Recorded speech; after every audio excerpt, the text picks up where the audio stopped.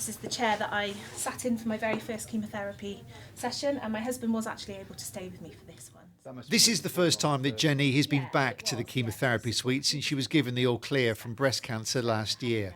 And during her treatment, she was desperate to try and keep her hair for a very special reason. I've got 2 young boys, Joseph and Oliver, and it was really important for me to keep my identity, to keep looking like mummy.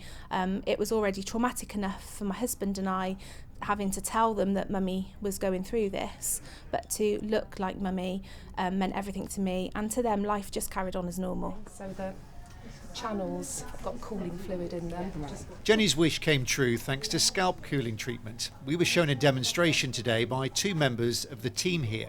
The cap limits blood flow to the scalp by cooling the head, which can stop some cancer drugs from affecting the hair. Nick had cancer 3 years ago and now volunteers to help patients with the treatment. It's just wonderful for them. Obviously, it doesn't work for every patient, I do have to say that, but we do have a lot of success stories, and people are just delighted that they can carry on with their lives without losing their hair.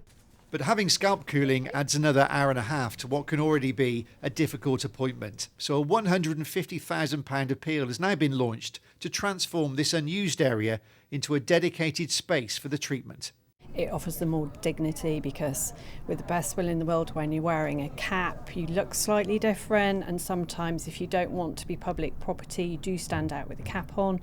And it just means there's a dedicated team of people that can offer them cups of tea when they're cold or maybe a bit uncomfortable.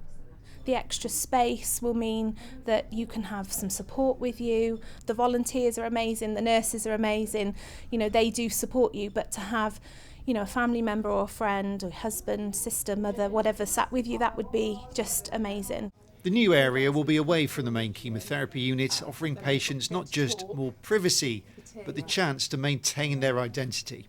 Steve Knibbs, BBC Points West, Cheltenham.